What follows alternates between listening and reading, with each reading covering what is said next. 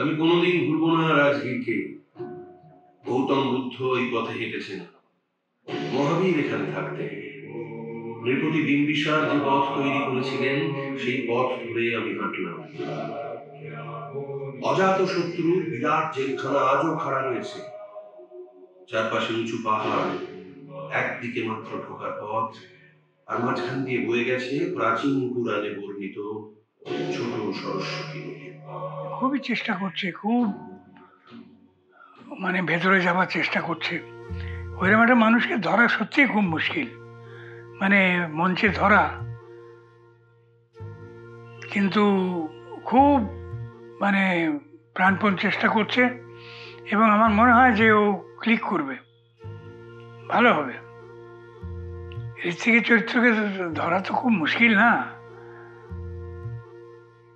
এবং আশপাশে যারা চরিত্র সব সেগুলোকে সঠিক রূপায়ণ করা চেষ্টা করছে খুব।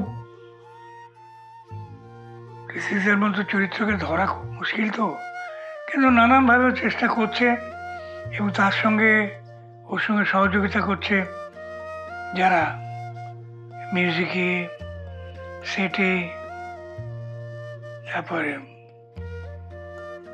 আরও যেসব থিয়েটারে আনুষঙ্গিক তার সঙ্গে করছে। ভালো, ইট উইল কাম আউট আমার মনে হয়। রামায়ণ, মহাভারত, ইলিয়াড, ওডিসি, মাইকেল, রবীন্দ্রনাথ, তাজমহল, লেনিন একটাই হয়, একমগ দ্বিতীয়ম। শান্তি নয়, লোকের না পাওয়ার ক্ষোভ আর যন্ত্রণা নিয়ে ঘরে ফিরু। তাই বলে নিজের দাদা বোনের ঘরে খদ্দের হয়ে আসবে? কেন এত নিষ্ঠুর আপনি? আমি নিষ্ঠুর নই, আমাদের অর্থনৈতিক কাঠামোটা নিষ্ঠুর। দেখো, বেশ নতুন লাগছে, অনেকদিন বাদে তো ঋত্বিকের চরিত্রটা দেখছি, খুব মজা লাগছিল আমার, এবং খুব যত্ন করে করছে, খুব চেষ্টা করছে। সামান্য দু একটা সাজেশন দিয়েছি আমি, সেরকম কিছু নয়। খুব পরিশ্রম করছে, মানে খুব পরিশ্রম করে জিনিসটা তৈরি করছে। আমার জগদ্দল কি হলো? জগদ্দল আবার কি হবে? হ্যাঁ, আমার জগদ্দলটা শেষ হয়ে গেল। সে তো হওয়ারই ছিল। সেই যে মেয়েটা, এই মেয়েটা নয়, ওর নাম আছে, বলো, হাসি। হাসি দেখুন, নাটকটা দেখুন, মানুষটাকে চিনুন, এবং সেই সময়কার কিছু আরো কিছু ঘটনা এবং এর আন্দাজ পাবেন। পাশাপাশি যে সমস্ত মানুষ ছিলেন, তো দেখুন, যারা ঋত্বিকদাকে ভালোবাসেন। করতে চেয়েছে, কিন্তু সবকিছু সুন্দরভাবে গড়ে ওঠার আগেই ভেঙে ছারখার হয়ে গেল।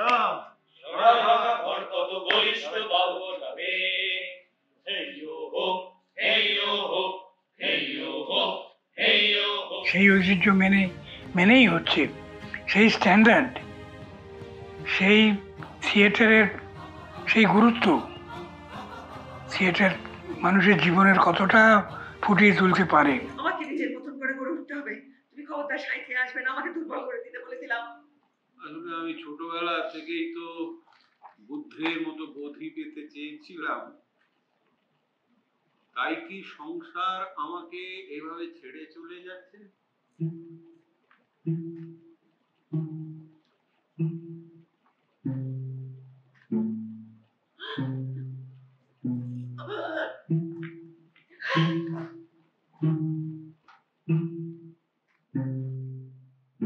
আমি বলবো দেখতে, দেখে নিন, ভালো করে দেখুন, সবাই মিলে না দেখলে হবে না তো।